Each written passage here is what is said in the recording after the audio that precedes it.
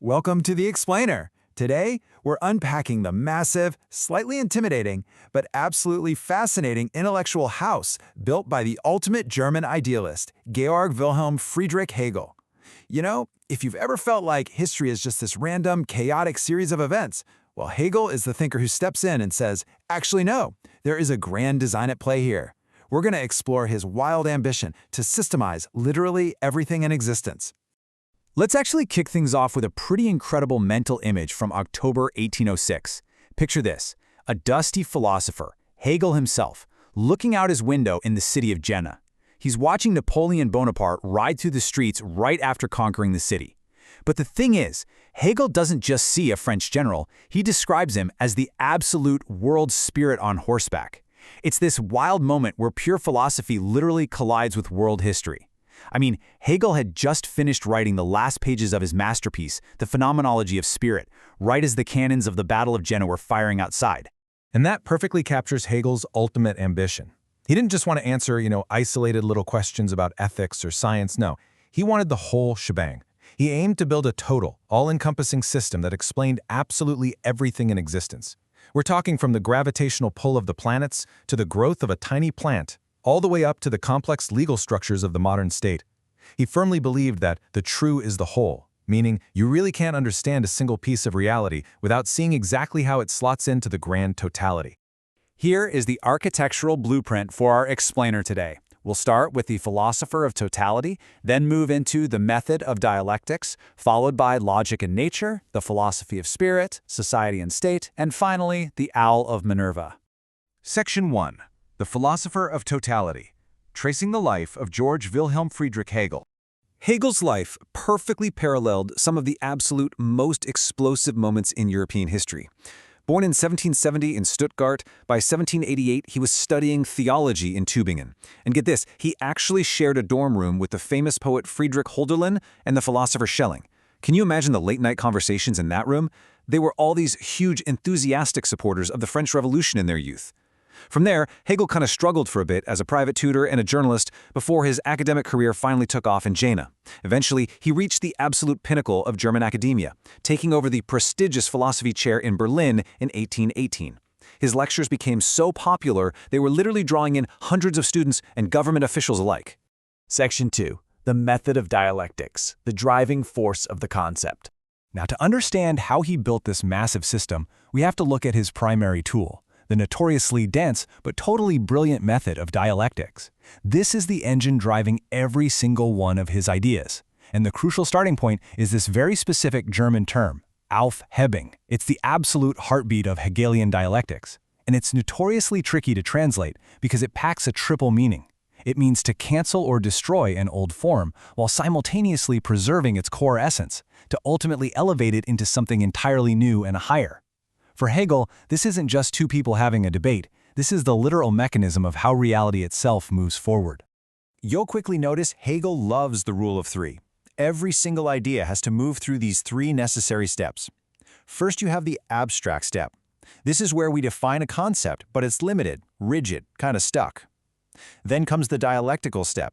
The concept naturally produces its own contradiction or its opposite. It literally negates itself. And finally, the speculative step. This is where positive reason steps in, grabs those two contradictions, unifies them, and elevates them into a higher, way more complete truth. And then, that brand new truth just becomes the starting point for the exact same cycle all over again. If those three steps feel a bit too abstract, let's look at a brilliantly simple biological metaphor straight from Hegel himself. Think of a tiny seed. That seed contains the internal drive to develop, right? But to actually do so, it must be negated. It literally has to be destroyed as a seed to grow into a plant. The plant preserves the essence of the seed, but elevates it. Eventually, the plant produces fruit, which brings us right back to a brand new seed.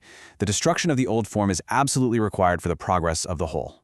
Section 3. Logic and nature, pure thought and its externalization.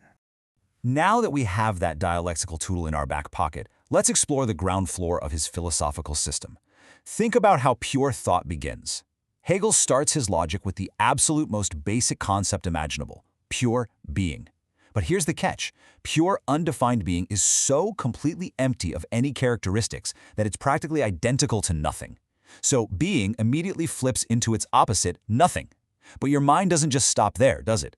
The tension, the transition between being and nothing, sparks a brand new, incredibly dynamic concept, becoming. From absolute emptiness, dialectics forces movement. This right here is how Hegel systematically deduces every single logical category of reality. But pure logic can't just hang out in the realm of thought forever. It eventually externalizes itself into the physical world, which Hegel simply calls nature. And when we contrast nature with spirit, a huge difference emerges. Nature is completely trapped in this repetitive circular loop. Think about it. The plant dies just to make another identical seed. There's no true, historical progress in a rock or a tree.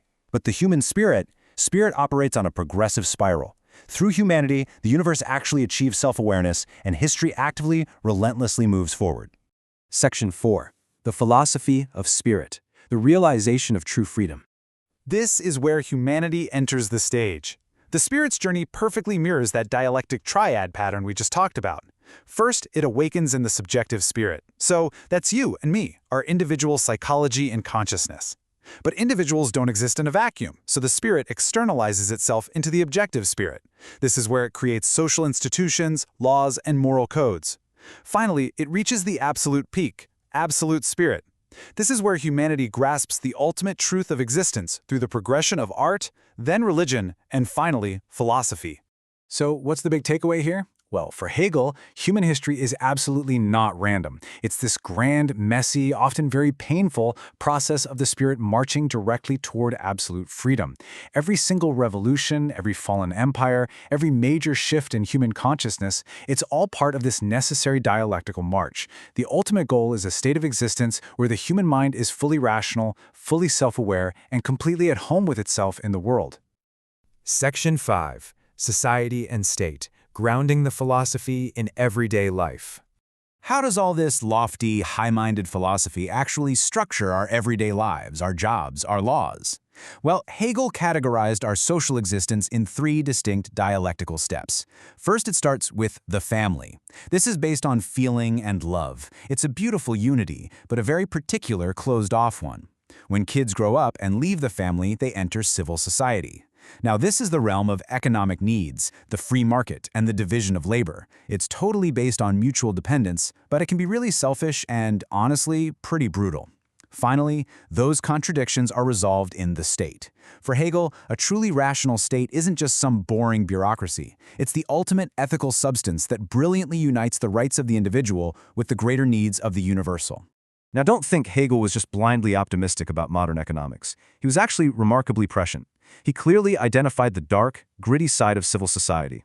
He saw that the extreme division of labor makes work mechanical and leaves the worker feeling completely alienated. He recognized that the exact same capitalist system creating massive wealth accumulation also simultaneously generates overproduction and deepens poverty. Crucially, he warned that this leads to the emergence of what he called the pobel, the mob.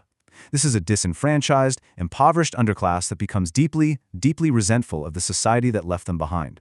It's honestly mind-blowing how a philosopher in the early 1800s pinpointed the exact economic tensions we are still fiercely debating today. Section 6. The Owl of Minerva. The Limits of Philosophical Understanding. After building this massive, totalizing system to explain basically all of history, logic, and nature, Hegel drops this incredibly profound, almost melancholic realization about the limits of his own life's work. When philosophy paints its gray and gray, then as a shape of life grown old, the Owl of Minerva begins its flight only with the falling of dusk. I really want you to let that sink in for a second. Minerva is the Roman goddess of wisdom, and her symbol is the owl. What Hegel is saying here is that philosophy, and really human wisdom in general, always arrives just a little too late to tell the world how it ought to be. We can only truly understand a historical era, a society, or even our own personal lives once that era has already ended and grown old. We literally only make sense of the day when the sun is already setting. And that perfectly sets up the ultimate paradox I want to leave you with today. If our comprehension of the world really only arrives at the twilight of an era, if the Owl of Minerva truly only flies at dusk, are we forever doomed to just explain the past rather than guide our own future? Hegel gave us the ultimate, most comprehensive blueprint to understand exactly how we got here, but he leaves that next step of the dialectic entirely in our hands. So, what do you think? Thanks so much for joining me on this deep dive into Hegel, and I hope this helps you see the grand design hidden in the history all around us.